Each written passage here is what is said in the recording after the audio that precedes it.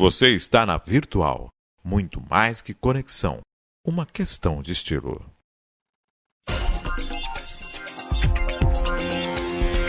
Virtual News.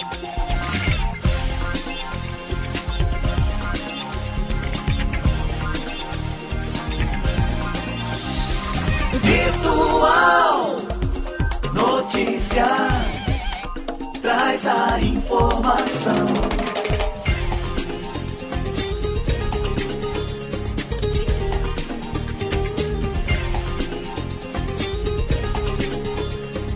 Virtual News. 9 horas mais 52 minutos. Um bom dia para você que se encontra em www.virtual.com.br. Começa agora mais um Virtual News nesta terça-feira, dia 8 de março. É 8? Não, 7, né? 7 de março de 2023. Um bom dia aos poderes constituídos, ao Executivo, Legislativo e Judiciário. E um bom dia especial para você que faz parte do quarto poder, que é a sociedade organizada. Começando o Virtual News desta manhã de terça-feira, manhã de trânsito, manhã de percalços, manhã de filas em atendimento, a manhã de terça-feira que judia muito do brasileiro, com certeza. 9h53, participando conosco César Martins. Bom dia Maria Clara, por telefone André Louro, bom dia. Bom dia, Márcio, bom dia, Maria Clara, bom dia a todos que nos acompanham aí. Hoje um abraço especial a duas pessoas queridas. Um é meu filho, né, aniversariando, Opa! fazendo 16 anos, o mais novo. Parabéns, te amo, filho. E o outro para o nosso querido aí, Marcos Samarco, reeleito presidente da Associação Comercial de Santos. Muito sucesso aí, uma boa gestão por mais 3 anos. Ah, legal. Então, filhão fazendo aniversário hoje. Parabéns para ele, né? Parabéns, feliz aniversário, tudo de bom aí. André Louro, bom dia. Tá ouvindo a gente, André? Bom dia, Márcio. Bom dia, Maria Clara. Bom dia, César. Bom dia, nossos ouvintes aí, espectadores. Bom dia para dona Michele, né? Que tá sem suas joias também. E bom dia para as minhas princesas que estão uma na escola e a outra cuidando das escolas, né? Fabiana na Secretaria de Educação em Santos, trabalhando, e Helena na escola. Bom dia, Márcio. Maravilha, perfeito. Vamos às matérias desta manhã de terça-feira, dia 7 de março. Dia que antecede o Dia Internacional da Mulher, 7 de março de 2023. Após a reunião, Lula mantém Juscelino Filho no cargo. Juscelino Filho tem sido alvo de supostas irregularidades em viagens. As denúncias surgiram após uma reportagem no jornal Estado de São Paulo revelar que dos 4 dias de uma viagem realizada com deslocamento em avião da Força Aérea Brasileira, 3 foram dedicados a compromissos com cavalos de raça. Ainda há acusações sobre uma ida ao Maranhão. A reunião com o presidente foi muito boa, muito tranquila. Tive a oportunidade de esclarecer para ele todas as acusações infundadas que venho sofrendo nos últimos dias, disse o ministro. Sobre as agendas, Juscelino afirmou que mostrou para Lula que foi feito em cada localidade. No Maranhão, cita que houve compromisso com a gerência regional da Agência Nacional de Telecomunicações, a Anatel, com o prefeito de São Luís, Eduardo Braide, e com o governador Carlos Brandão, e com a Federação dos Municípios. Temos mais? Em São Paulo, detalhou reuniões com a operadora de telefonia Claro, um encontro técnico com a equipe do escritório regional da Telebrás, um compromisso com a gerente regional da Anatel e, por fim, uma reunião com o grupo BYD. O chefe das comunicações explicou que o sistema gera automaticamente as diárias do período. Ele não reconhece as diárias do final de semana e acaba gerando esse transtorno, esse erro. Na sequência, assim que chegou a mim essa informação, que eu já de imediato determinei que fosse aberto o procedimento administrativo interno para ver o motivo desse erro no sistema e que fosse gerada uma guia de recolhimento da União para que fosse devolvido esses valores. Questionado sobre ter levado asfalto a uma estrada que dá acesso à sua propriedade no Maranhão com recursos do orçamento secreto, o ministro negou. apresentei ao presidente que a estrada referida nessa situação, eu mostrei que a ele as imagens de hoje, que ela está lá de chão, de pisar e com lama.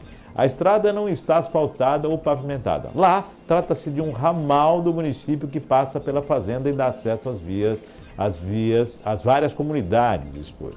O que há dessa entrada é que um projeto pode ser pavimentada.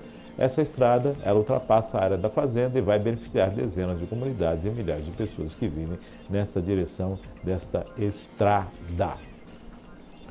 Bom, a possibilidade do asfalto tem, né? Mas agora eu não sei se vai acontecer diante de tanta situação aí que o ministro devolveu a graninha e disse que foi um erro do sistema e tudo foi um mal entendido. César e André, a estrada passa lá agora, não? Vamos pavimentar? Deixa o André comentar. Eu ia pedir para você começar, rapaz, porque eu estou meio atrapalhado aqui. Eu estou chegando no escritório.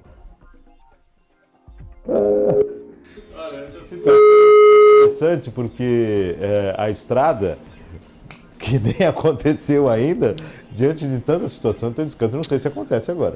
Ô Márcio, o problema maior disso é o seguinte, que não é uma exceção.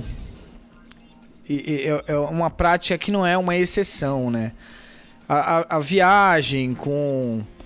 Assim, às vezes, infelizmente, a gente vê hoje os nossos governantes, os nossos ministros, os nossos gestores programando os assuntos profissionais, os assuntos do tratamento de gestão pública com base nos seus compromissos pessoais. O que deveria ser o contrário, né? Primeiro você trabalha, cumpre sua obrigação para depois exercer aí o seu direito, o seu lazer, o seu descanso. Hoje é o contrário, né? Infelizmente, a regra é você aproveita o seu pessoal e aí concilia o seu profissional. Então, quer dizer, pode ser realmente, assim como ele expôs, que a estrada é uma estrada importante, é uma via que liga o município a diversas outras áreas e que passe pela fazenda. Pode ser, inclusive, que, num momento de folga, ele foi lá durante uma viagem ao Maranhão, ou para tratar os assuntos. Ele foi lá verificar os cavalos de raça que ele gosta, é um hobby, é um prazer que ele tem. Só que, assim, a credibilidade ficou tão abalada por conta, repito, do tipo de prática de se utilizar dos recursos públicos para o benefício pessoal, que, assim, sempre que ventila uma informação desse tipo, o natural é a gente condenar. Recebeu diário e foi de avião da FAB? Então. Aí fica complicado. Né? Porque segundo ele, na verdade, ele não voltaria com o avião da FAB, ele voltaria de forma particular, e aí um outro ministro solicitou e ele acabou conciliando esse retorno. Assim, Márcio, é outra coisa que eu também não consigo entender, porque assim, a grande parte, eu acho que o poder público precisa aprender demais, a gente falou disso na semana passada, o poder público precisa aprender demais ainda com a iniciativa privada. Eu não estou comparando, a gente sabe que tem aí milhões de milhas de diferença entre as gestões, agora precisa aprender muito. Assim, eu acho que um ministro, nossos deputados, senadores já recebem o suficiente para arcar com uma viagem e depois receber um reembolso caso necessário. Apresente as notas, haja uma análise pelo devido setor responsável e seja devido o reembolso. Então não tenho que pagar a diária, eu pago um reembolso, até porque o Senado, por exemplo, aprovou aí na última semana. Assim, eles já trabalhavam apenas 3 dias por semana. Agora eles aprovaram que eles vão trabalhar somente 3 semanas por mês. Então quer dizer... Retorno, redução mais... então quer dizer, de 30 dias no mês, eles trabalham somente 12. Não, trabalham 9, 3, 6, 9. Apenas 9 dias de um mês. Então, você ainda tem que pagar diária quando o camarada precisa fazer uma viagem. Então, eu acho que a gente precisa organizar melhor isso. Sim, tem que ter uma jornada, tem que ser sério. Você foi? Pô, legal. Você não tem cartão corporativo, 1 milhão de benefícios. Você arca com custo. E quando você retornar, você apresenta as notas, o setor responsável vai fazer análise e, caso seja devido, ele faz o reembolso. Agora, é difícil, fica entendeu? Complicado Fica bem difícil. Porque essa questão envolve... o país tem tantos assuntos necessários para que o presidente possa se sobre eles, importantes, uma agenda corridíssima. Estamos falando de reforma tributária, essa questão do imposto de renda, na desoneração do salário mínimo, do primeiro salário, quer dizer, tem toda uma situação envolvendo o país. O ministro da Economia está se vendo louco com essa questão da inflação, recomposição, dinheiro, vai dinheiro para onde? E o presidente tem que parar para atender o ministro, que na verdade...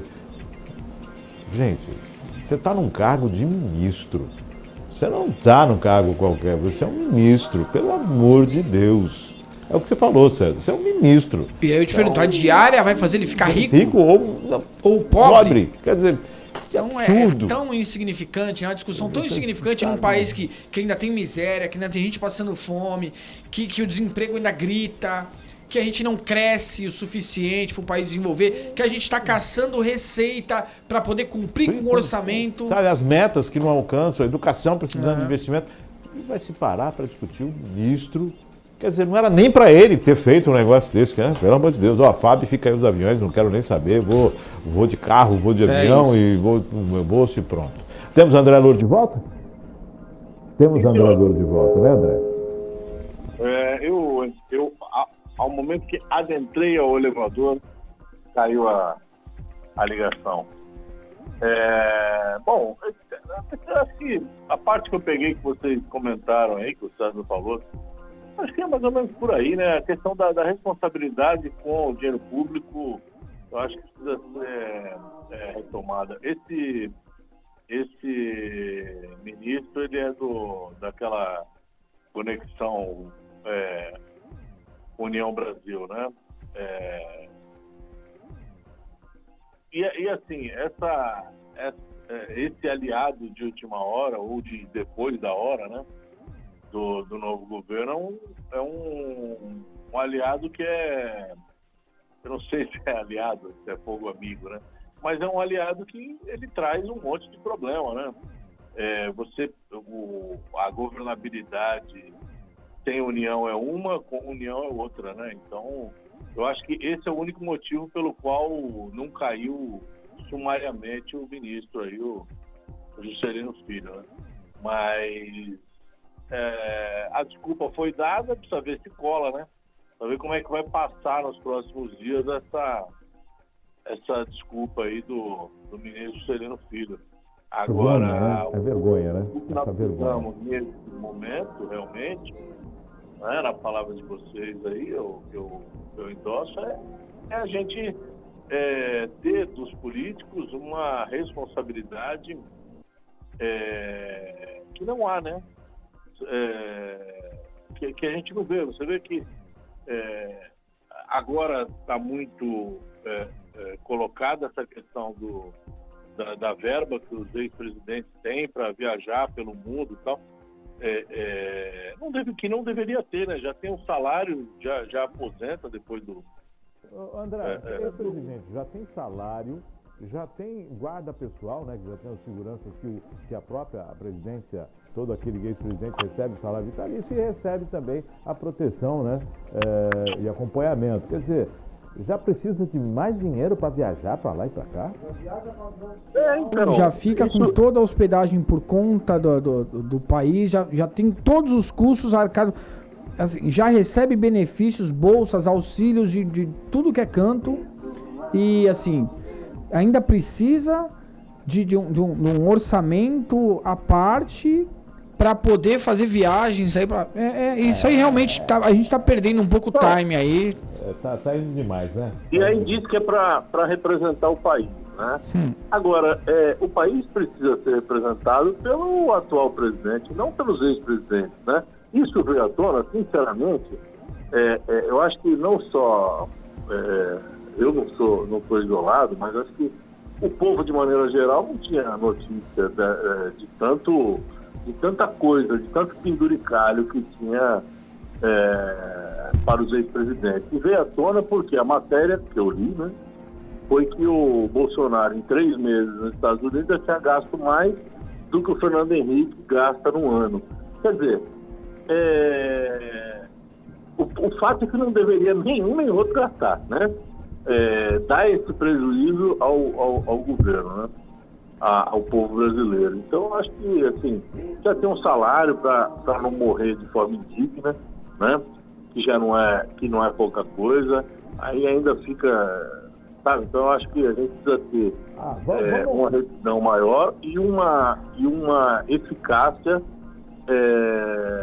no filtro, né? Uma eficácia no controle, na verdade, né? Vamos pegar aí, vai. Você tem vice-presidente Fernando Collor de Mello, nós temos a Dilma Rousseff, nós temos o Temer, vai somando aí. Nós temos agora o Bolsonaro, vai somando, quer dizer, como é que tá essa? Márcio, eu vou além, pegando até esse gancho desse assunto que o André puxou, eu vou além. O político não é um profissional. Ele é uma pessoa eleita e é um cargo transitório. Ele sabe quando ele entra que, por mais que ele seja reeleito, que ele tem um prazo para sair. O camarada tem que ter uma profissão. Ele não pode viver de ex-político. Ex-político não é profissão. Assim, político, ou você tem vocação, ou então você vai ser assessor de alguém, que aí você vai ser funcionário de alguém. Agora, o camarada... então, quer dizer, você imagina... É por isso que eu falo. Nunca a conta do país vai fechar.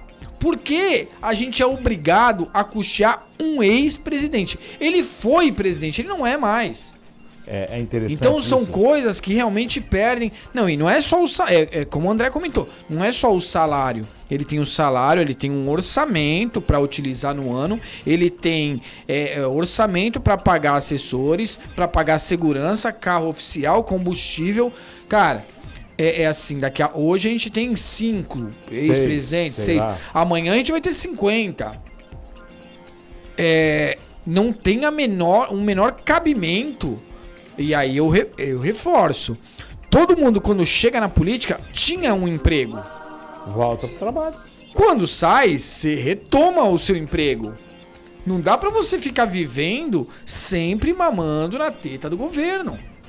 O incrível que é interessante nisso, César, é que o ex-presidente, né, quando se torna ex-presidente, que na verdade é um funcionário do povo, ele se vê nas vantagens sobre o brasileiro. Enquanto o ex-presidente se recupera essa questão da ex-presidência, o seu povo, aquele mais miserável, passa fome. Não, e um detalhe, quando você está no governo, Márcio, você é cobrado incessantemente, dia após dia. Quando você sai do governo, você se torna um ex-presidente, você só recebe o bônus. Você não tem o ônus nem da cobrança do público, da população, para que você tenha uma atuação intensa, constante, eficaz, relevante. Difícil, né? É difícil. 10 horas mais 10 minutos, vamos a mais uma matéria nesta manhã de terça-feira. Prioridade de emprego às mulheres vítimas de violência está na pauta desta terça-feira. Na semana do Dia Nacional da Mulher, a ser comemorado no dia 8 de março, a pauta feminina terá destaque nas votações do Senado. Entre os 4 projetos pautados para esta terça-feira está o que concede prioridade nas vagas intermediadas pelo Sistema Nacional de Emprego, sim, às mulheres vítimas de violência doméstica ou familiar. Interessante isso, né? Uma pauta que somente agora, nessa Semana da Mulher, que o pessoal coloca em votação. É só agora que isso entra em votação? Quer dizer, poxa, a gente tem o ano inteiro. Vamos só votar isso no dia 8, no dia 7. É impacto? É populismo? É demagogia? Porque... Não é poxa, importante. Não é importante, porque você já era para ter sido aprovado antes. Por que tem que esperar agora para aprovar o negócio desse? Porque é aí que tá, mas porque a gente só trabalha, infelizmente, cara, o nosso país ele evolui pouco e muito devagar, porque a gente sempre trabalha só em cima do problema e nunca em cima de prevenção e nunca em cima de algo complexo. É o que a gente comentava há pouco aí sobre as questões aí de plano de saúde, questão, né, de previdência. A gente precisa não fazer o que o outro gosta, e sim o que o outro precisa. Muitas das mulheres continuam sendo agredidas, continuam vivendo numa insegurança doméstica. Por conta exatamente de não conseguir se manter, conseguir pagar um lugar para morar, conseguir pagar para comer, conseguir manter o filho, aí fica refém às vezes do companheiro que continua agredindo-a, porque ele também sabe que a mulher está refém dele. Então, poxa, nada mais justo do que a gente dar uma preferência para essa mulher se recolocar no mercado ou se enquadrar no mercado de trabalho, poder se manter e assim conseguir inclusive cumprir, né, as medidas socioprotetivas, o distanciamento legal. Só que a gente só pensa. Aí agora alguém acendeu uma luzinha, ela falou: olha, tá chegando o dia da mulher, então a gente precisa colocar essas quatro Precisamos levantar uma bandeira e dizer que a gente é a favor da mulher. Estamos aqui preocupados. Isso ao menos aí. no dia 7 a gente está preocupado, está na pauta. Olha, a gente reduziu aí de 12 dias no mês o trabalho para só 9. Mas a gente tem que mostrar que a gente está trabalhando e que, a gente está preocupado com as minorias, sabe, Márcio? Aí aprova hoje, está aprovado, como se fosse uma realidade. E aí se esquece todo o restante do problema. Vamos falar dos enfermeiros. Isso aí. Aprovou e aí ficou... E aí acabou. Aí se esquece, aí não precisa mais falar. André, tá na linha? Opa! Você está ouvindo aí? Então, André, sua opinião a respeito disso, somente na véspera do Dia Internacional da Mulher, que se lembra, né? E essas pautas entram, quer dizer, esses projetos entram em pauta? Eu vou ser um pouquinho menos crítico que vocês dessa vez, data mais uma vez. Eu acho que você tem hoje no Congresso Nacional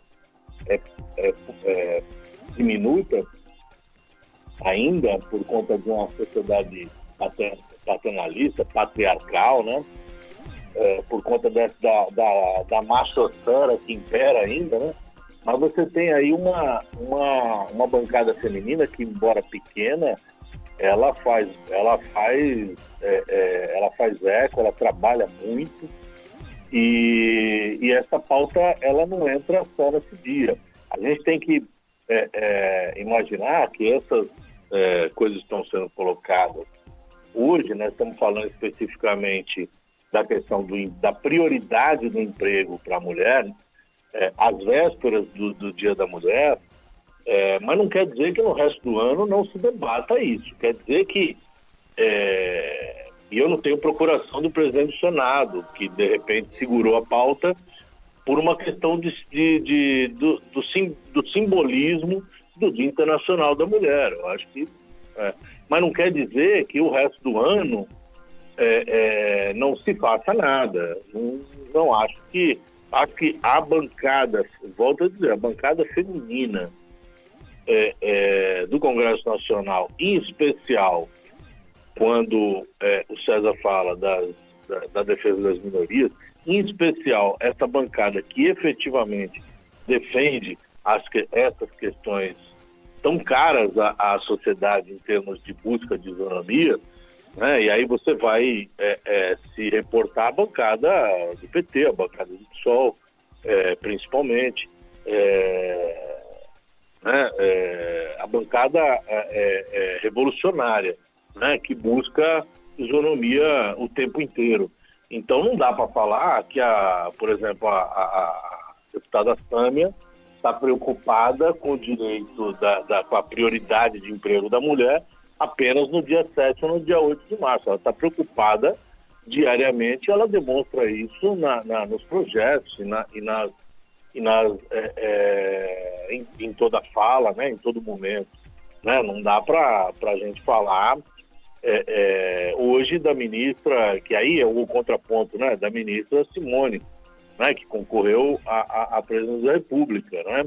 Muito embora ela tenha um posicionamento um pouco mais centro-direita, mas ela também é uma mulher forte que defende o empoderamento feminino, em especial essas questões aí que hoje está colocado da prioridade de emprego. Então, acho que é importante a gente, muitas vezes, dissociar e identificar se realmente a sociedade só está preocupada por uma questão de oportunismo com um dia específico, né, como a efeméride, ou se efetivamente a sociedade está preocupada. E me parece que, tanto no Senado como na Câmara Federal, tenha pessoas que realmente estão preocupadas. E agora é cobrar para que os outros, né, que são maioria, se envolvam e garantam essa prioridade buscada, né? Vamos colocar da seguinte forma, então, André. Vamos assumir um compromisso com as mulheres a partir de hoje. Nós vamos acompanhar todas as vezes. E toda vez que não tiver uma pauta feminina, a gente vai lembrar que não tem pauta feminina. Eu queria fazer esse adendo. Eu queria até fazer esse adendo, porque de repente, assim, na verdade, é louvável, a atitude é louvável, mas eu acho que a última frase do André definiu muito bem. O ponto é, a gente tem ainda... claro que a gente sabe que tem muitas pessoas preocupadas com diversas questões que são realmente relevantes, até para trazer essa isonomia, para trazer essa igualdade aí a quem precisa, seja por conta racial, seja por conta de gênero, seja por conta do que for. O problema é que a maioria que deveria abraçar as causas, abraça quando vai sair na foto. Se for para ficar no bastidor, apenas para trabalhar, sem aparecer, aí já não vale a pena. Então é onde eu concordo contigo. Eu duvido que essa pauta entrou na semana passada, foi apresentada na semana passada o projeto, para poder ser pautado agora. Isso aí eu não tenho a menor dúvida que vem de anos essa briga e que agora, como entra em evidência por conta do Dia da Mulher, a gente pauta para poder votar. É a mesma coisa de vender chocolate na Páscoa. É a mesma coisa. Aí. Eu vou vender ovo de Páscoa na Páscoa. É assim que, ao menos desde que eu vejo, uma questão que na verdade é muito séria e as pessoas lidam apenas com essa questão do momento em que se pode aproveitar, tirar o maior proveito, né, desse momento.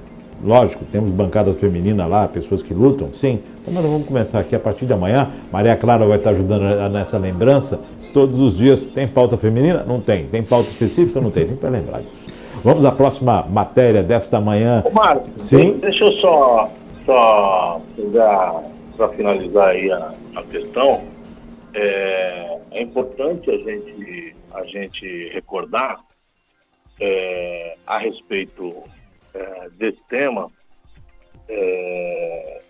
assim, essa luta diuturna essa bancada feminina que busca, e aí a igualdade aí, as palavras de César, também alargando para outros cenários, né? O cenário do antirracismo, o cenário da luta do LGBTQIA+,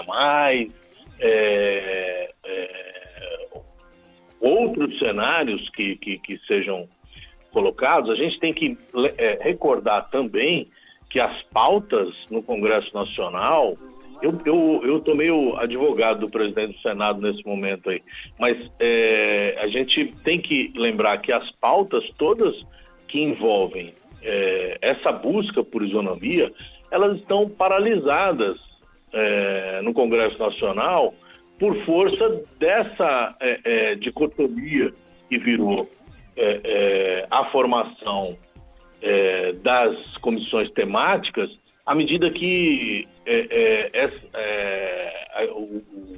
o Congresso Nacional foi, nos últimos anos, povoado por uma ultradireita. Isso não é um cenário especificamente do Brasil.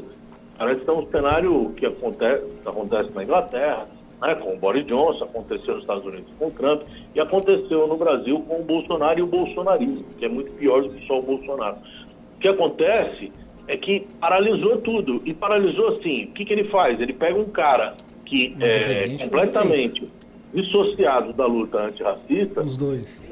e coloca para presidir o Instituto Palmares. Mas, Ele pega André, Daniel Silveira e coloca para sustentar ele, que eu digo, o movimento, né? E coloca numa comissão de direitos humanos. E por aí vai. Então, o que esses caras começaram a fazer é implodir, né? Explodir por dentro, né? É implodir todas as comissões temáticas visando a luta por isonomia. E aí, concordo com o César, seja o cenário que for, né? Então, esse momento do país é um momento de retomada, né? E tem muita coisa que não é só retomada, que vai ter que recomeçar do zero. Vamos ter que refundar o país em um monte de aspectos. Os caras, o primeiro dia de governo dos caras foi encerrar o Ministério do Trabalho. Então, perfeito, assim, mas o que acontece agora? Não quero nem discutir a legislação trabalhista. Eu vou encerrar aqui e aí o resto a gente passa o trator, né? Passa o boi e passa a boiada. Só para fazer uma composição aqui, já fui. Agora é o novo governo. E o que me chama a atenção é a bancada que está apoiando, que apoiava o Centrão, que participa de tudo e não leva a culpa de nada. Então isso tem que acabar, né? Tem que acabar. Então, hoje nós vamos acompanhar no país aqueles que apoiaram o governo, que tomou medidas drásticas e totalmente errôneas, e agora tem que se recompor, né? Até porque a gestão de ambas as casas foi reeleita. Foi reeleita. Então ela já vem do governo passado. O cenário é o mesmo agora. Na transição, e assim, entendo quando o André fala, claro que assim, as comissões têm um peso aí dentro das casas, mas no final quem faz a gestão e move cada peça desse xadrez são as presidências que permanecem as mesmas. Então agora, vamos acompanhar como é que vai ser o desdobramento. Mas antes, a Maria Clara vai falar aqui só rapidamente. Rapidamente não, o tempo que quiser, né? Olha eu. Qual a opinião, Maria Clara, a respeito dessa questão da pauta das mulheres? Não, na verdade... Tá. Ok? Tá saindo aí? Ok? Ok? O César, você estava falando das casas. A reeleição das casas mostra muito que essa questão, né? Exato. As casas reeleitas, então tem toda uma situação que envolve essa questão da continuidade, né? Estamos continuando ou não? Está contínuo ou não? Isso é um problema, assim, que infelizmente a política precisa também se adequar a isso. Assim, a gente não pode governar só para 4 anos. A gente tem que governar para uma comunidade, a gente tem que governar para a sociedade e a gente tem que governar para que cada decisão, cada assunto seja próspero. Então, eu não posso, hoje eu vendo só azul porque eu gosto do azul, o azul é legal, o azul é o melhor para o mundo. Assim, só que eu penso naquele momento ali, eu sei que amanhã já não vai mais poder ser o azul. Só que mesmo assim eu continuo vendendo no momento. Assim, eu não tenho que pensar no momento. Eu tenho que pensar nem que a consequência venha em dose mais homeopática, mas que seja próspera. Que se resolva um problema. E não que se tape um buraco com areia para daqui uma semana o buraco está ainda mais fundo. E tudo isso começou porque eu falei que, na verdade, o Senado está sendo oportunista nas pautas que já deveriam ter sido acontecidas há muito mais tempo. Se comemorava uma ação agora, em vez de uma aprovação de uma pauta apenas. De um projeto na pauta, que vai ser aprovado, né? Porque é polêmico não aprovar o projeto. Com certeza, e é merecido a aprovação. Maria Clara. Não, é só uma questão que a gente está falando tanto sobre... Você está sem o áudio aí agora. Você está sem o teu áudio aí. Eu acho que você está sem o teu áudio aqui. Veja, verifica o teu áudio, por favor. Eu acho que... Não, pode falar, confere aí. A gente tem que ouvir, né, César? É lógico. Tem que ouvir, é claro que sim. Tem que ouvir Não, por favor, corta pro César, por favor. Tem que ouvir. O André está acompanhando, o César está aqui. Senão, nós não estamos fazendo o correto, né? O que está acontecendo? É só aqui? Perfeito? Ok? Ok? Ok, assim? Perfeito? Ok? Pode não? A questão era só que, na verdade, a gente está falando de pautas, né? E a maioria no eleitorado brasileiro é mulher, né? É só esse apontamento que eu ia fazer, né? A maioria das pessoas que vota para eleger o senador, o presidente, o prefeito, são mulheres, né? Os vereadores são as mulheres. Bom, não precisa falar mais nada, né? A maioria do eleitorado. Vamos à próxima matéria. André caiu ou não, né? Está aí. Não, eu estou por aqui. Está por aqui. Vamos à próxima matéria. Eu estou por aqui e estou por aí. Tá. Vamos à próxima matéria desta manhã de terça-feira. Oposição quer análise do Senado para empréstimos externos do BNDES. Senadores oposicionistas têm apresentado propostas para que os empréstimos do Banco Nacional de Desenvolvimento e Corrupção, o BNDES, a outros países sejam proibidos, o que sejam analisados pelo Senado para que possam ocorrer. As iniciativas são uma reação às declarações recentes do presidente Luiz Inácio Lula da Silva em defesa que o BNDES volte a financiar obras no exterior. Senhores? Eu acho... Polêmica. Assim, nada mais que justo. Para mim, nada mais que justo. Eu acho que sim, se a gente tem condição, isso é importante. O mundo inteiro faz isso. Auxiliar, financiar, bancar obras, seja nos parceiros, seja nos vizinhos, porque no final das contas a gente consegue também se beneficiar disso. Porém, isso não posso ser eu que resolvo, não pode ser você, Márcio, o André, a Maria Clara, não, tem que haver uma aprovação. Aí é que tá, o dinheiro é do povo, então quem decide é quem o povo escolheu sentar lá, e não o presidente, o BNDES, que é uma indicação política que eu não escolhi, ele sentar lá. Então, para mim, nada mais justo do que, de fato, se tem assim as orientações. E aí a gente tem toda uma argumentação, abre, comissão discute, leva para plenário, e aí a gente vota o quanto isso é benéfico para o país, ou de repente, sabe aquele lance de ouvir mais opiniões? E aí a gente abre a discussão, e não é só a hierarquia quem manda, não é só alguém com poder da cadeira que faça assim. Não, a gente abre para discussão. E porque de repente tem um ponto de vista diferente que a gente não analisou, acabou não pensando. E que fala, pô, realmente, ao invés de investir no Márcio, nesse momento, eu vou investir no André, porque o André vai trazer um benefício maior. E aí, com o benefício que o André vai trazer, a gente consegue, num segundo momento, investir lá no Márcio. Então, é questão de perspectiva, abrir para mais pontos de vista e ter um aval, ter um endosso.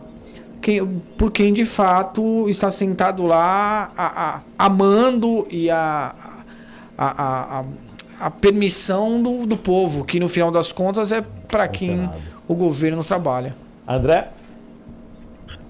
Eu sou totalmente favorável, aliás, constitucional, o nosso sistema está preparado para funcionar com as consultas populares, né? Não é isso que eu estou dizendo que o César está propondo. O César está propondo um modelo de participação ativa, chancelada pelas casas do Congresso Nacional. Eu acho muito difícil isso ser praticado de forma efetiva, porque a burocracia já não é pouca para que o empreendedor consiga empréstimo, seja do BNDES, seja de qualquer fonte financiadora.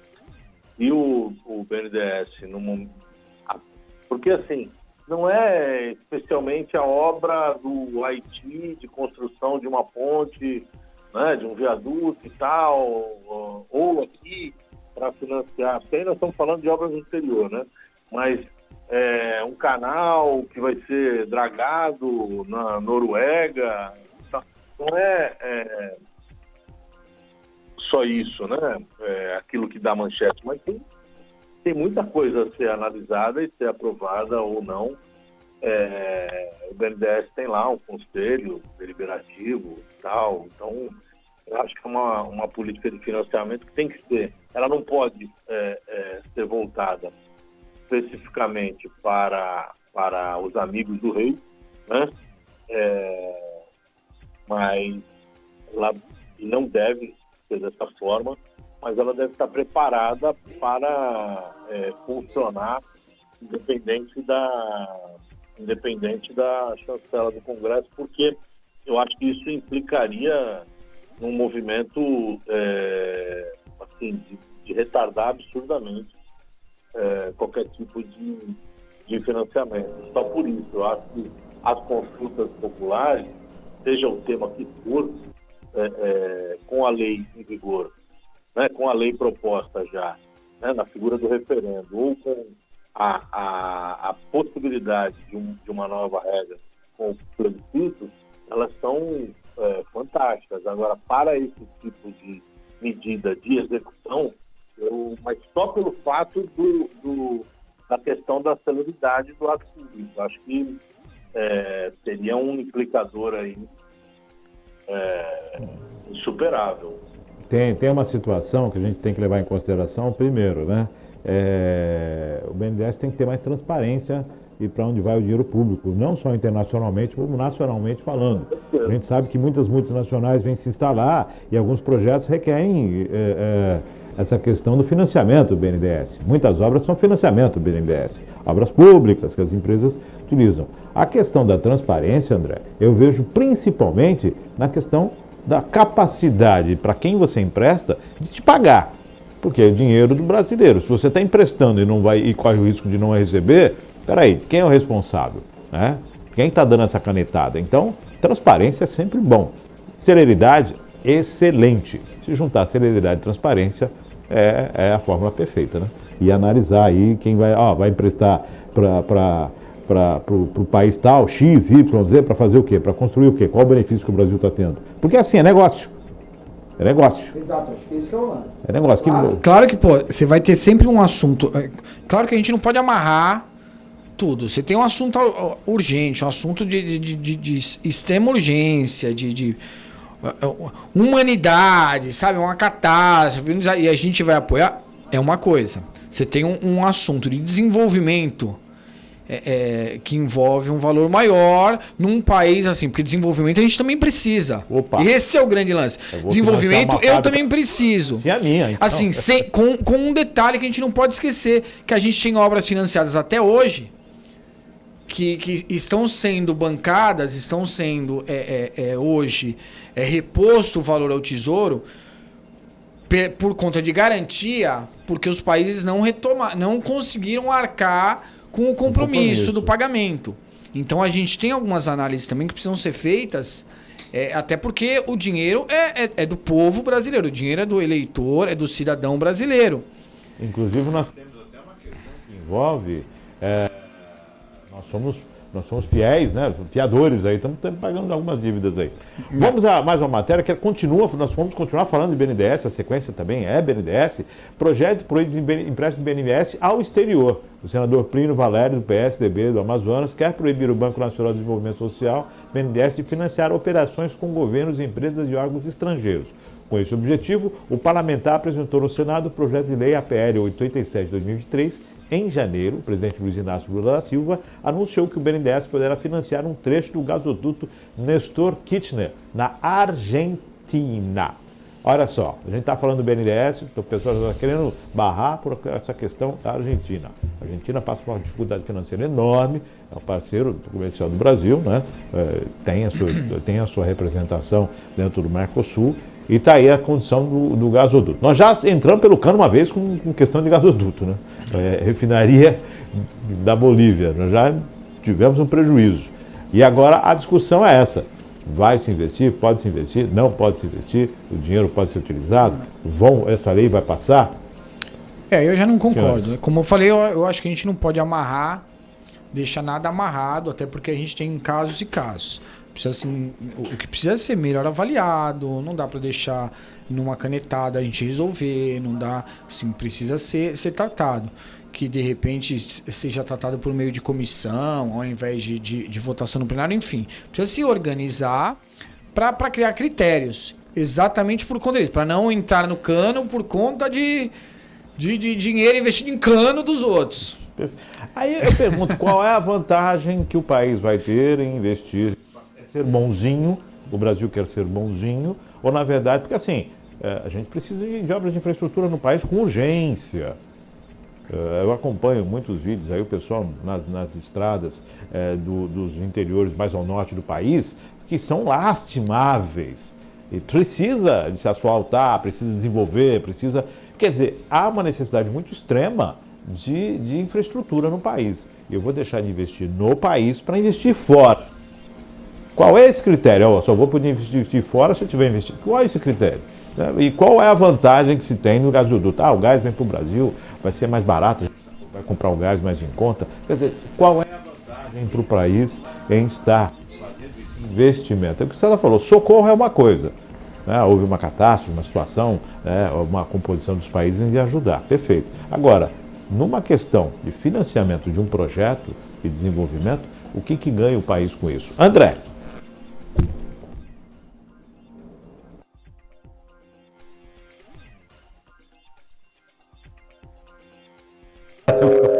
O André caiu. Vamos lá. Libera a linha para o Vamos a mais uma matéria nesta manhã de...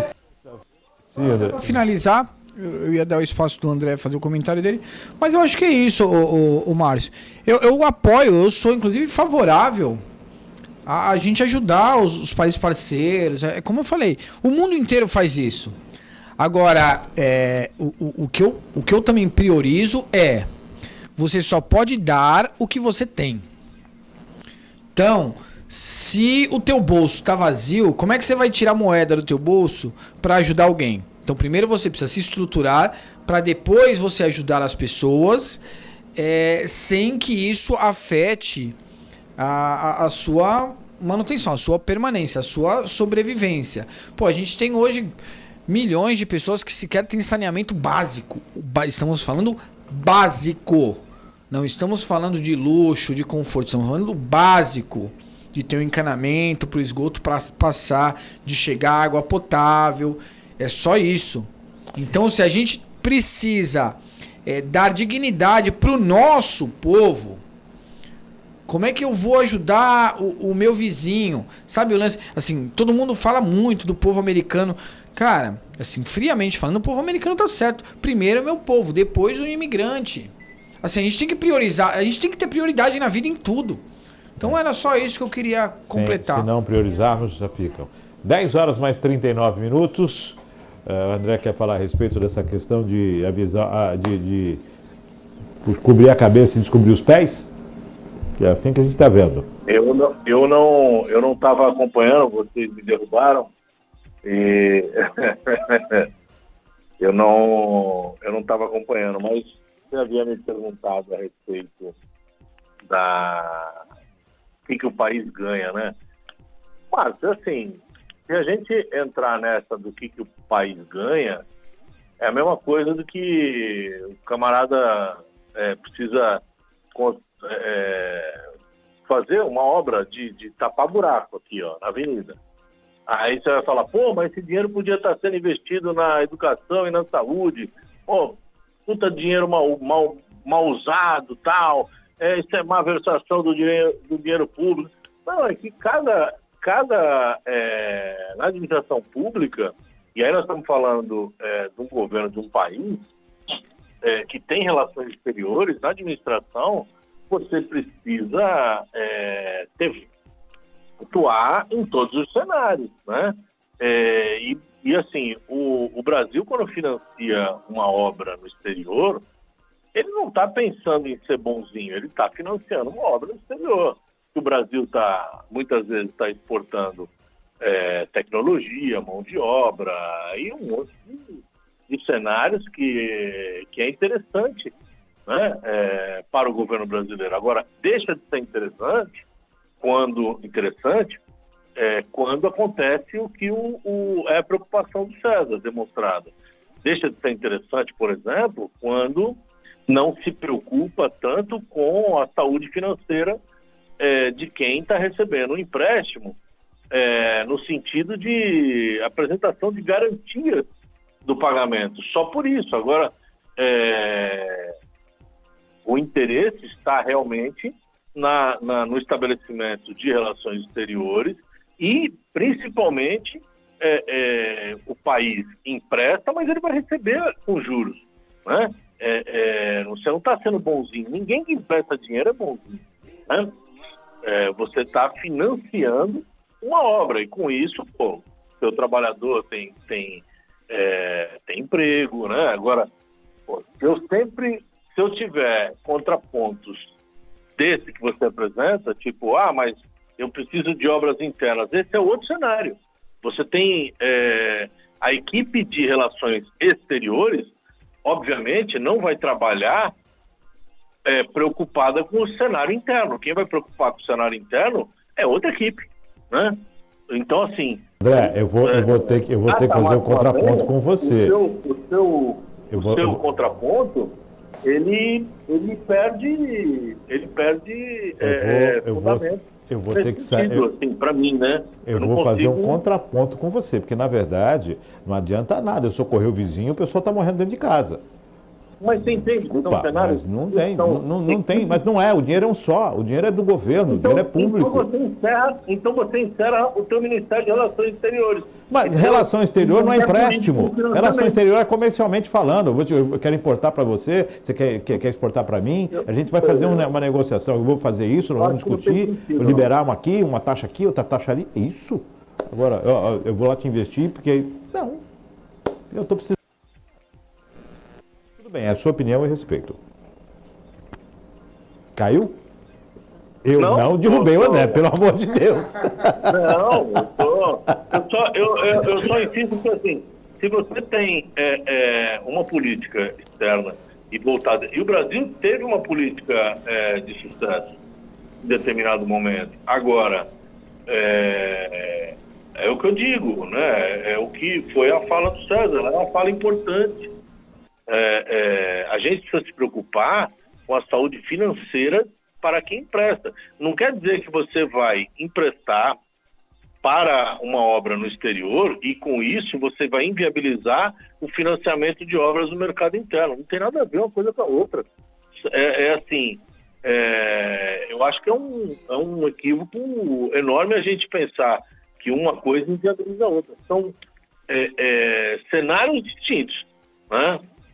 Porque é o que eu disse, senão qualquer coisa que o administrador público fizer vai sempre estar errado, porque vai falar, não tem por que tapar o buraco aqui, isso aí precisa tapar, cobrir o telhado da escola. Claro que precisa cobrir o telhado da escola, mas essa é uma responsabilidade de outra pasta. Nós estamos falando dessa aqui, entendeu? É que o dinheiro vem só do mesmo lugar. Se você manda para lá, você está tirando aqui também. Interessante ouvir o que o César tem a dizer. Né? César vai ser o voto de Minerva agora. Pelo amor de Deus, não cai, André, senão vamos falar que eu estou te derrubando. Assim, politicamente falando, eu serei político. Ambos estão corretos, eu concordo com ambos. Tanto com o André, que de fato cada um está responsável ali por uma área e o camarada que trabalha com a relação exterior, ele também tá preocupado. Sabe aquele negócio? Todo mundo quer um pedaço da sardinha. Todo mundo quer comer do pão. Só que aí eu também concordo com o Márcio quando a gente tem que priorizar. Igual o André deu um bom exemplo aqui. Poxa, a gente tem a rua ali que precisa tapar o buraco. E precisa também cobrir a escola. Só que eu só tenho um dinheiro. E esse dinheiro só pode fazer ou um ou outro. E aí a gente tem que priorizar. O que é a prioridade? O que a gente tem que atender com maior agilidade? Se eu fosse decidir, se eu fosse o gestor, eu priorizaria o telhado da escola. Porque a rua você fecha aquele trecho, você desvia o trânsito, agora a escola você não tem como tirar a criança da sala de aula. Então, eu concordo, assim, eu entendi o posicionamento de ambos, concordo com ambos, continuo assim com o meu posicionamento de que sempre que a gente for deixar de aplicar o dinheiro no orçamento interno, a gente precisa ter uma análise de mais pessoas e não só do que tem a caneta na mão. Aí é que tá, exatamente porque a gente tem que ter um cuidado que a gente não teve em outros momentos e que aí por conta disso a gente precisou assumir a responsabilidade da dívida que não foi paga. Entendo também o André, é um investimento. Quando você manda dinheiro, você empresta dinheiro para alguém e ele retorna maior do que ele foi. Só que quando ele não retorna, vira um buraco ainda maior num país que já tem um rombo. Então, é por conta disso que eu penso que a gente tem que ter um cuidado gigantesco quando a gente empresta um dinheiro que já falta para o nosso povo. Então, é aí onde acaba conciliando tanto a ideia do André quanto a ideia do Márcio. Eu penso que ambos são muito importantes e essenciais. Tanto a priorização dos problemas internos, quanto uma acurácia, um cuidado, uma cautela muito maior quando a gente fala de tirar recurso do nosso país e mandar para investimento, seja onde for, porque a gente precisa ao menos ter uma garantia de que isso vai retornar. Vou colocar uma cota, não, olha, só vai emprestar 10% do orçamento do BNDES. Pronto. E aí os países interessados apresentam os projetos e vão analisar. Aí você já tem um salário, vou investir 10% do BNDES. Cria-se uma cota. Precisa ter uma regra principalmente uma análise mais apurada antes da gente fazer como fez em tempos atrás e que acabou entrando pelo cano. Vamos investir em Monte Carlo.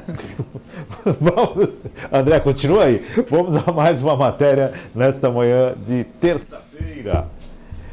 Cabral pede a suspensão da condenação feita por Moro. O ex-governador do Rio de Janeiro, Sérgio Cabral, pediu ao Supremo Tribunal Federal, o STF, que suspenda uma ação penal em que ele foi condenado pelo ex-juiz Sérgio Moro, hoje senador, a 14 anos e 2 meses de prisão. Ele também pede a anulação de atos de Moro por sua suposta parcialidade. O pedido foi feito dentro de uma ação que determinou que a defesa do presidente Luiz Inácio Lula da Silva tivesse acesso às mensagens obtidas pela operação Spotfing. O material inclui trocas de mensagens entre o juiz Sérgio Moro com integrantes da força-tarefa da Operação Lava Jato, em Curitiba, que estavam com hackers suspeitos de invadir celulares.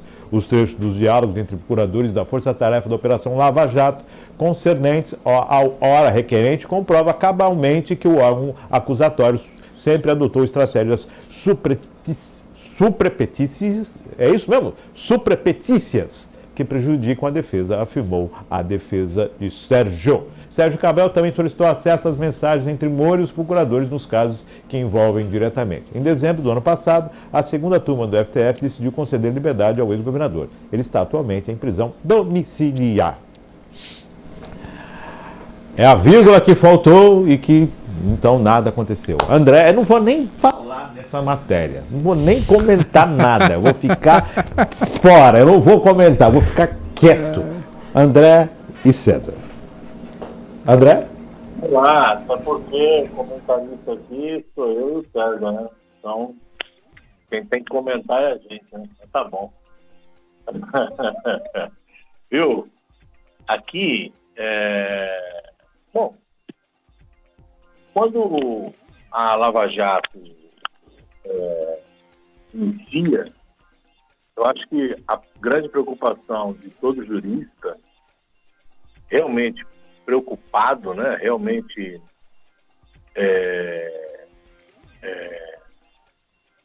quem zela, né? pela justiça, era do próprio judiciário, né?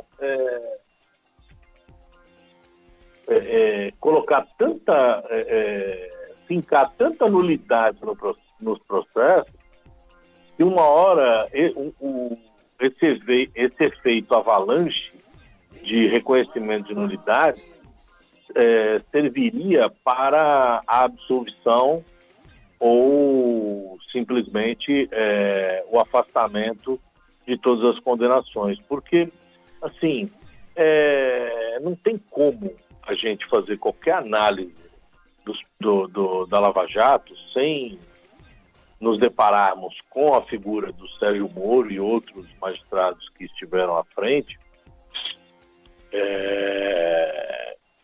e identificar um envolvimento muito entrelaçado com o Ministério Público, muito entrelaçado com a grande mídia, que os despachos saíam antes do advogado da parte, eu digo, seja ela qual for, né? Ser notificada, o Jornal Nacional já dava a notícia, o UOL já dava a notícia. Então, assim, o processo, isso não é bom, né? E o processo da Lava Jato, ele foi se enchendo de tantas nulidades que hoje me parece... Eu não conheço o processo do Sérgio Cabral, né? Mas não tenho, assim, tenho dúvidas, claro. O advogado só fala atento aos autos, né? Então tenho dúvidas, né? Mas tenho poucas dúvidas quanto à existência das nulidades apontadas, porque elas estão aí. Aí você fala assim, não, mas aí, pô, condenado, aí fica aquela coisa... nulidade, ela não há que ser convalidada em tempo algum, sob qualquer hipótese. Então, se existe a nulidade, o processo tem que ser anulado a partir do ato nulo, né? Todos os atos posteriores não podem ser validados, né? Então, se há nulidade no processo do Sérgio Cabral, que se reconheça. Não tem... mas ele isso, mas é flagrante a situação A, B ou C, não interessa. Se há nulidade, porque se não for dessa forma,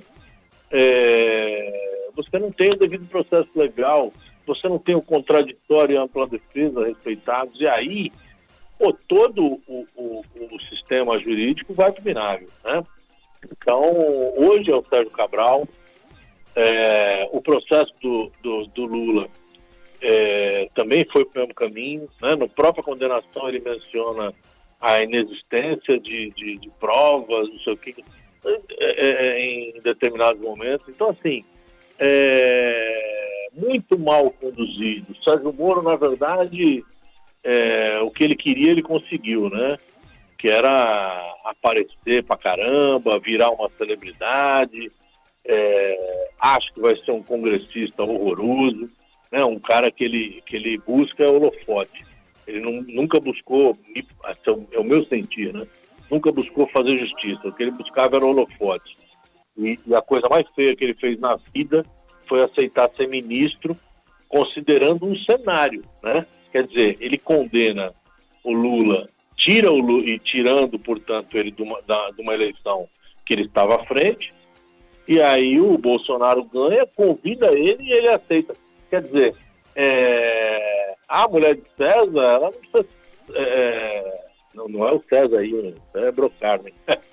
A mulher de César não basta honesta, ela precisa demonstrar. Ela precisa deixar muito clara essa honestidade, né? Isso é disso que a gente está falando. César? Eu vou ser muito sucinto. Primeiro porque eu não tenho essa expertise, esse know-how técnico como o Dr. André tem, como os legalistas, os defensores aí do direito têm. Eu tenho a minha opinião e, assim, primeiro, politicamente falando, a não ser que eu esteja envolvido em alguma campanha, pelo menos hoje eu não tenho qualquer pretensão de me colocar com posicionamento político. Então, assim, isso eu vou evitar fazer sempre e nesse caso em especial também. Quanto à lei, falando assim, até pegando o gancho do que o André falou, infelizmente eu acho que a lei do nosso país ainda é muito falha, ela tem ainda muitas brechas e ela dá a possibilidade de acontecer coisas desse tipo. Apesar de acreditar que houve o crime, eu também entendo que se a gente não seguiu todo um rito que deveria ter seguido, isso complica o julgamento. Até aí, ok. Ao mesmo tempo que, por exemplo, se fosse colocar friamente falando, não dá para a gente ter um peso diferente para uma medida. Ué, se houve a absolvição e a nulidade no caso do atual presidente Lula, por que com o Sérgio Cabral deverá ser diferente? Só que aí a justiça também dá uma outra brecha. Porque a justiça costuma dizer que a lei no Brasil ela é como uma música. E essa música ela é posta, e aí os advogados que precisam ter habilidade suficiente. Ela está tocando samba. Se o advogado for um bom sambista, ele vai ter um bom êxito. Agora, se ele for o cara que ele manja mais de rock, ele já vai ter mais dificuldade e talvez ele não tenha o mesmo êxito na mesma situação que o outro teve. Então, às vezes, a gente acaba tendo realmente, para aquela mesma situação, medidas, pesos diferentes. Por conta da desenvoltura do defensor. E o que também não deveria ocorrer, porque se é para ser justo para todos. Inclusive para quem acusa e quem defende. Então eu não vou entrar muito nesse mérito, porque para mim realmente... Eu entendo que aconteceram erros aí de ambas as partes. Houve sim o crime. Isso, cara, por mais que a gente tente aqui defender, é indefensável. O crime aconteceu. Agora o julgamento aconteceu também fora do procedimento que deveria ter ocorrido. E aí sim, também concordo com o André, você acaba atrapalhando o direito à ampla defesa, você acaba não dando o direito que a acusação teve ao acusado, ao defensor. Assim, falando minha opinião, eu acho que o Sérgio Cabral não deveria... assim, de repente deveria se anular a parte do processo ou anula-se o processo, só que se abre em cima, porque as provas existiram, as situações aconteceram, as testemunhas deram o seu depoimento, muita gente devolveu o dinheiro e se colocou, olha, realmente eu errei, tá aqui o dinheiro de volta, o Márcio estava junto também, as delações premiadas aconteceram. Então, assim... propriedade para que o julgamento aconteça existe. Então, o que eu não concordo de maneira alguma por conta da nulidade, e assim, só que a lei diz isso. Se você não é condenado, você é inocente. Então, se você anula o processo, você vira inocente. Agora, você é um inocente que cometeu um crime. Enfim, é um assunto muito polêmico e daria para a gente passar uma semana aqui comentando. Diante de tudo isso que foi aqui, eu não vou comentar sobre o assunto, não vou falar sobre o assunto. Garotinho, garotinha, Pezão, Witzel, Cabral... Tem muita coisa. Mas tudo bem. Eu acho que cabe agora à sociedade brasileira pedir desculpas ao ex-governador Cabral, né, pelo fato dele ter sido, do processo estar beirando a nulidade. Nós devemos pedir desculpas a ele por todos os transtornos cometidos e que, de fato, a lei não foi cumprida a rigor, o trâmite não foi o correto e, por isso, nós temos que pedir essa desculpa ao ex-governador do Rio de Janeiro. Desculpa, Cabral.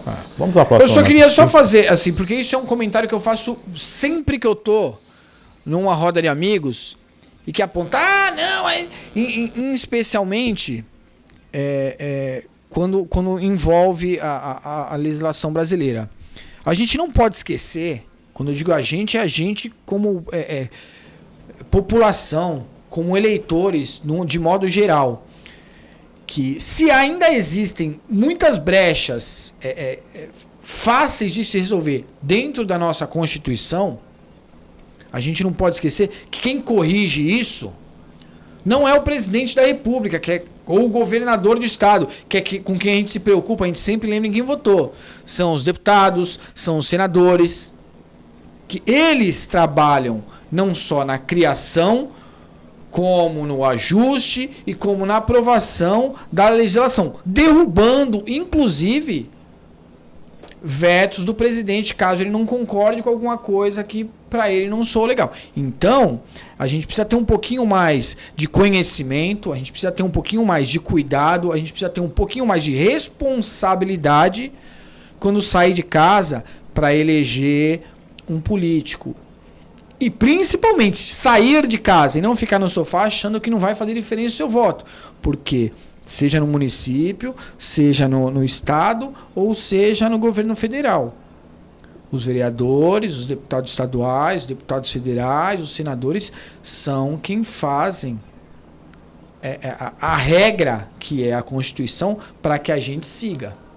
Tem alguma coisa que tem alguma brecha para ser corrigida, tem que ser corrigido. Vamos a mais uma matéria nesta manhã de terça-feira. Banco Central libera a partir desta terça-feira o acesso ao pedido de pagamento do dinheiro esquecido em bancos financeiros pelos brasileiros. Os valores devem ser solicitados no site valorareceber.bcb.gov.br. Ao todo, há 6 bilhões disponíveis para 40,9 milhões de clientes. O prazo de recebimento é até 12 dias para quem fornecer chave Pix. Os demais que optarem por outras formas de pagamento poderão ter que esperar um pouco mais. A liberação começará a ser feita a partir das 10 horas, quando as pessoas físicas e jurídicas poderão solicitar o montante a quem tem direito. O pagamento também será liberado para herdeiros. As instituições financeiras terão até 12 dias úteis para devolver os valores, caso o cidadão tenha a chave Pix e solicite os valores por meio desta opção. Quem for solicitar diretamente ao banco ou financeira poderá ter que esperar mais, porque nesse caso não há prazo limite de 12 dias. Se preferir, pode criar a chave Pix, também pode ser por TED, tudo mais, blá, blá. A orientação do Banco Central, no entanto, é não fornecer nenhuma das suas senhas a atendentes por telefone se for solicitado algum tipo de dado, recuse-se e entre em contato com a instituição. Se o sistema não oferecer a opção de resgate dos valores, entre em contato diretamente com o banco ou financeira pelo telefone ou e-mail informado por ela. Estão falando aqui, hoje está liberado e tem muita gente, tem pilantra para tudo quanto é lado, né? Pilantra é o que mais fraudes. Tem, né? Então vai ter muita gente preparando para dar o golpe. E somente no site correto você vai entrar e vai recorrer aos seus valores. Já está na dúvida? Tem lá o dinheiro? Ah, tá, mas não vou entrar pelo site, vou lá no banco. Pode ir no banco, pode ir na financeira. Né? Agora um adendo, né? Se você dever para o banco, ele vem te cobrar. Mas se você tiver dinheiro no banco, ó, esquece. Márcio, essa é mais uma situação, também vou ser bem objetivo, não tem nem muito o que falar. Essa é mais uma situação importante, assim, porque se o dinheiro é seu. Como você falou, se você deve para o banco vem atrás de você, ele contrata terceiros para te cobrar, ele te liga 1 milhão de vezes, enfim. A gente sabe o transtorno assim, todo o esforço que o banco faz para te achar se você estiver devendo. Agora, se você esquecer o seu dinheiro lá, ninguém te procura. Aí tem que criar momentos para que você consiga sacar o dinheiro. Isso aí para mim é ridículo, assim como é ridícula essa situação da Prefeitura Municipal de Cubatão, de que te isenta da taxa do lixo de 2022, mas você tem que ir lá pedir a isenção. Peraí, se a cobrança é indevida, eu não tenho que pedir nada. Tem que simplesmente a cobrança ser cancelada. Agora, se eu não vou lá pedir, eu ainda entro, eu fico como devedor e entro para a dívida ativa. Sim, isso, para mim, só é uma brecha para um monte de gente ganhar dinheiro. Porque imagina o camarada, o que mais espera é entrar na dívida ativa por uma cobrança que não é obrigatória, que foi isenta. Pô, imagina o advogado vai rir de orelha a orelha com uma causa dessa, porque que juiz que não vai conceder, tendo em vista que saiu em diário oficial, tendo em vista que houve a aprovação por meio de votação na Câmara de Vereadores, de que a cobrança não era devida. Enfim, não vou nem entrar no mérito da cidade, porque senão eu já me exalto, mas assim, é importante, muito legal, assim, a campanha tem que ter uma divulgação em massa, realmente, porque para as pessoas recuperarem o dinheiro esquecido de alguma forma. E só que isso deveria ser, não deveria, aí que tá. A gente, infelizmente, no país, a gente comemora exceções que deveriam ser a regra. Isso deveria ser a regra. O banco te procurar e falar, olha, você tem um dinheiro aqui, você vai querer aplicar, você vai... Não, mas é interessante o banco, porque aí o banco fica emprestando o teu dinheiro para os outros, ganhando juros em cima disso. Porque assim, é R$5 de um, R$2 de outro, R$40 de um, R$50 de outro, 6 bilhões. Então, mas a gente está falando de 200 milhões de pessoas. Imagina se for R$1 de cada um. Entendeu? Então, assim, é tal valor lá, o banco tem... Então, que legal, cara, muito bom que as pessoas procurem e resolva isso. Assim, muita atenção com a questão das fraudes. A gente viu aí, quando houve a liberação de recurso aí de seguro-desemprego de fundo de garantia na época da pandemia, o quanto de problema não houve com fraudes, com aproveitadores. Então, assim, ter cuidado, ter cautela nessas operações é muito importante. A ação também é importante, que legal que retomou essa ação aí, essa campanha, para que a população resgate o dinheiro. De repente não é muito, mas é sempre importante e é seu. Agora, é mais um assunto aí que deveria sair da sacolinha da exceção e virar regra, né? Porque... Não ser um benefício sem obrigatoriedade, Exato. Né? André. Não, Márcio, eu não vou falar mais nada, não. Vou ficar aqui ouvindo aí.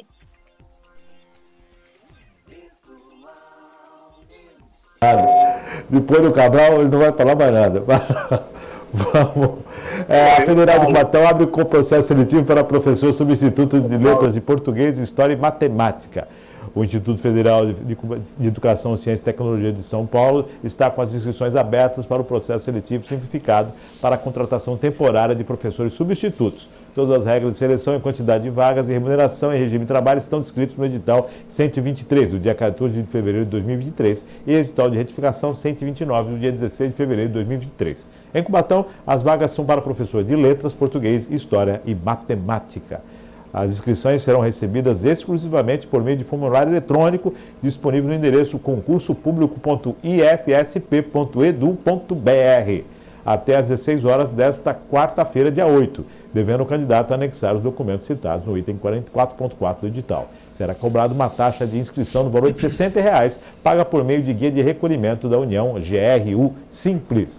A prova de desempenho didático-pedagógico, a avaliação de experiência profissional na área e a prova de títulos poderão, a critério do campus Cubatão, ser realizadas por videoconferência gravada ou de forma presencial. A convocação para a prova será publicada no sítio eletrônico do próprio campus, em que o candidato concorrerá à vaga com as devidas instruções da data e horário da prova. Os termos das referências bibliográficas para a prova serão disponibilizados no sítio eletrônico do campus, onde o candidato concorrerá à vaga até o terceiro dia útil após o início das inscrições. Está aí a abertura de vagas para professores de português,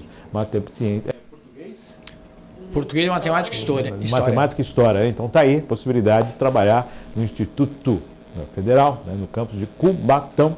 Está abertas as inscrições até amanhã. Aí está lá o site, entra lá no campus, lá, faça as suas inscrições.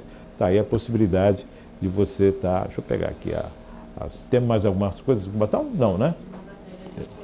Temos mais uma matéria? Então vamos para mais uma matéria, que essa não cabe nem comentário. É oportunidade que a prefeitura aprenda. Perfeito. O Instituto. Multas do sistema de saúde, mutuários do sistema de saúde da Caixa de Previdência dos servidores de Cubatão têm dificuldades em realizar consultas e exames. Há uma reclamação contínua por parte dos servidores, aposentados e pensionistas do sistema de saúde da Caixa de Previdência quanto às consultas e exames. A dificuldade, né, isso não é de hoje, né? Desde algumas outras gestões já vem acontecendo essa situação de não se ter o dinheiro, às vezes há uma despesa ainda maior, muito mais alta do que a receita, e essa diferença acaba prejudicando muito o atendimento. Então, o que está acontecendo agora é que abre-se os exames e vai uma avalanche de pessoas tentando marcar exames e consultas para poder cuidar da saúde, né? E o que vem acontecendo é que as pessoas não conseguem êxito. No início da semana, os laboratórios, as clínicas estavam lotadas, as pessoas correndo atrás da possibilidade de conseguir realizar o exame, a consulta, porque depois de um certo período, a Caixa já não tem mais condições de arcar naquele momento, naquele mês, naquele momento, com essa despesa. Maurício, isso aí assim como o assunto que a gente estava falando do BNDES agora, é a falta de preocupação com a saúde financeira. O que acontece? Ao invés de sentar com os mutuários e tentar traçar um planejamento melhor e falar, olha, para a gente ter um atendimento mais abrangente, uma maior capacidade, a gente precisa de mais dinheiro. Isso é qualquer plano de saúde, isso é com qualquer seguro de saúde, seja o que for. Sim, se você isso com o seguro do teu carro. Sim, se você pagar um valor muito baixo, na hora que você tiver um problema, você não vai ter a cobertura necessária. Isso é uma realidade que, infelizmente, é assim que nosso país funciona. É assim que as coisas funcionam. Você paga, você vai querer andar de Fusca, você vai pagar um valor. Você vai querer andar de Ferrari, você vai ter que pagar outro valor. A Caixa, por sua vez, está faltando, assim, realmente ser gerida com mais responsabilidade. E aí ela limita. Hoje é dia 7 do mês, ela limita. Então, o Márcio tem a clínica que atende a Caixa de... Olha, Márcio, você só pode atender até X reais. Então, os X reais dá quê? 10 pessoas. Por isso que quando vira o mês, o primeiro dia do mês, as clínicas, os laboratórios lotam de servidor. E aí dá 3, 4 dias depois acabou. Não tem, você só pro próximo mês, se você chegar rapidinho. Daqui a pouco a gente vai ter servidor dormindo.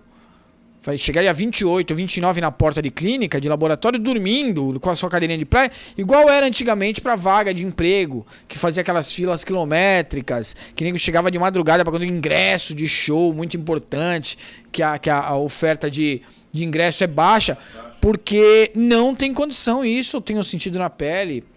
Meus pais, eles utilizam do serviço da Caixa de Previdência, e você esquece, consulta com muito custo, mas muita briga, você ainda consegue agendar aí com antecedência maior. Exame, eles já estão até desistindo, boa parte já estão fazendo particular, porque, assim, quando consegue, quando alguém atende, você tem aquela velocidade absurda da Caixa em aprovar, enfim, autorizar, né, a guia. Então, enfim, tá realmente...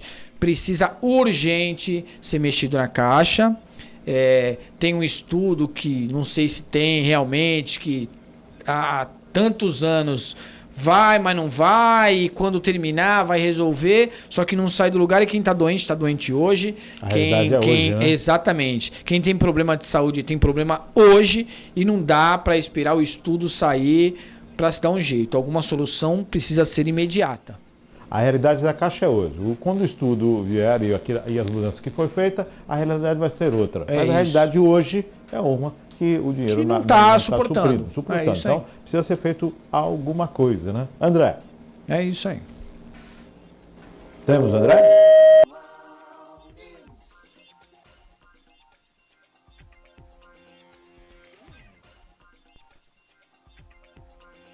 Aqui a respeito de interdição no Casqueiro. A Companhia Municipal de Trânsito interdita a partir de hoje o trecho da Avenida Brasil entre a Rua Martim Francisco e Ana Maria, no sentido Jardim Casqueiro. A medida ocorrerá de 7 de abril até 7 de abril para o serviço de manutenção de esgotos sob responsabilidade da Sabesp. A CMT interditará nesta quarta-feira, dia 8, o início da Rua da Rua 2, na Fabril, próximo ao ponto final do ônibus das 7 às 19 horas. A interdição ocorrerá para a realização de obras da empresa PMK. Durante o período, a rota alternativa será a rua da faixa do Oleoduto. Então, hoje na Avenida Brasil começa a interdição e vai até 7 de abril. Tá? 7 de abril é sexta-feira da Paixão, né? Que a Páscoa esse ano é 9 de abril, domingo de Páscoa é 9 de abril. Então, sexta-feira da Paixão. Um adendo nessa questão da Sabesp. A Sabesp está trazendo enormes transtornos para toda a Baixada Santista. Eu acho que já está na hora dos prefeitos se unirem e começarem a tratar esse assunto dentro do Condesb. 818 mil multa em Santos. Por causa daquele vazamento, Exato, aquele rompimento lá. pelo segundo, assim, por uma cratera na mesma rua que já deixou a via interditada há 6 meses para obras. E uma cratera, logo 3 meses depois que foi reaberto, uma cratera lá. Um outro ponto da mesma via. Então, e assim, sem contar o serviço péssimo que muitas vezes é atendido, que muitas vezes é prestado, assim, a quantidade de furos que eles fazem por aí e deixam ali os furos com um cone simplesmente atrapalhando o trânsito. Então, acho que precisa ter uma conversa um pouco mais séria para que tenha um atendimento um pouco mais responsável, assim, porque hoje ela é única no atendimento e assim, a prioridade é toda dela, todo mundo faz com ela e o lance do monopólio, né? Quando você tem um monopólio, assim, como só sou eu que faço, eu vou fazer do jeito que eu puder e azar o seu. É outra de sociedade mista também, né? Exato. Então precisa... Então, assim, precisa ser tratado de uma forma mais metropolitana para cobrança ser mais intensa, mais forte e o retorno acontecer de fato. Temos André? Temos André Louro? Caiu o André? Acho que caiu o André. 11 horas mais 16 minutos, estamos encerrando o Virtual News de hoje, vamos encerrar sem a participação do André, caiu o telefone, ele libera a linha de novo, de repente ele acessa. Bom, dessa questão da interdição então no Casqueiro, que vai até dia 7 de abril, tá? Até 7 de abril, começa hoje, e na Fabril apenas no dia, amanhã, né? Com a reinterdição amanhã. Lembramos ainda dessa questão que envolve a Rua São Paulo e a Marechal Rondon, que as obras continuam e as pessoas continuam a expectativa de que o asfalto chegue, né? E o asfalto não chegou ainda, está difícil. A Rua São Paulo foi feita a primeira capa e ainda tem alguns detalhes a serem feitos, inclusive nas bocas de lobo não, né? Nas guias sarjetas, né? Guias sarjetas e toda aquela situação que envolve o que está debaixo assim, da terra. Só precisamos ser justos. Foi porque mais de um parlamentar, mais de um vereador foi cobrar incisivamente, levou o assunto para redes sociais, porque é uma obra antiga e que não anda. Aqui vai para 4 meses, 4 meses aqui, e lá vai se passar, nós estamos entrando no 3º mês, vai passar por 6 meses. Né? Pô, e a gente está falando um total de quantos quilômetros? 1,5 km. Pô, então, sabe, Márcio, é 1,5 km, 2 km. A gente não está falando de 15 km, 20, 30 km de asfalto. Precisa, então, esse cronograma aí a gente precisa ter acesso, né, para ter uma ideia. Temos o André? Não temos o André? 11 horas mais 18 minutos, não deve ter tido problemas. Vamos ficando por aqui, agradecendo a participação do César, agradecendo a participação do André. César, lembra a gente hoje, né? Deu para falar bastante. É isso aí, produtivo como sempre, né? Sempre uma honra, um prazer aí estar com vocês, dividir bancada aí com o André, parceiraço também. Maria Clara, obrigado por todo o apoio aí nos bastidores, na parte técnica. Parabenizar mais uma vez aí meu filho pelo aniversário, que tenha sempre muita saúde e sucesso na vida. E nosso amigo Mauro Samarco, mais uma vez aí pela reeleição na Associação Comercial de Santos. Lembrando que outra pauta vai ser o trânsito, né? O trânsito Anchieta. O trânsito. Santos, assim, Santos, quando eu digo Santos, hoje foi Santos. Hoje eu não sei o que acontece. Assim, a parte central de Santos está toda parada. Nos últimos dias tem acontecido também bastante obstruções aí, dificultando a locomoção, mas hoje em especial está insuportável. Havia, assim, preciso até trazer uma informação por conta do último programa que a gente criticou bastante a questão dos agendamentos, das janelas, dos bolsões, dos caminhões. Um amigo meu que tem uma forte atuação aí na área portuária falou que é fato, né, os problemas aí nas janelas ainda, nos bolsões para represar os caminhões, mas também está havendo uma obra num trecho ali da Avenida Portuária e isso tem trazido aí todo esse caos. Então precisamos organizar melhor, né? Hoje estava menos pior, então só que o dia que não para no quilômetro 1, para no quilômetro 5, então quer dizer, só está revezando o problema. Só está distanciando um pouco, mudando um pouco o cenário, mas É isso aí. Pra você ter uma paisagem diferente quando fica parado. Para. Nós temos O André aí não, né? Então vamos encerrando por aqui. Com a Adela pedir desculpas para o André. Deve estar com alguma situação. Pode até descarregar o telefone também. Pode fazer isso. Agradecendo o César, agradecendo a Maria Clara, agradecendo hoje a sua audiência. Lembrando que daqui a pouquinho está à disposição nas redes sociais e também no nosso canal no YouTube, no site da Virtual. E você vai ter acesso às reprises, à reprise, podendo compartilhar, rever e aí prestigiar, com certeza. Afinal de contas, essa é a sua rádio virtual. Hoje tem sessão ordinária na Câmara Municipal de Cubatão a partir das 16 horas. Polo esportivo, será que vai? Será que não vai? Essa é a questão que nos chama a atenção.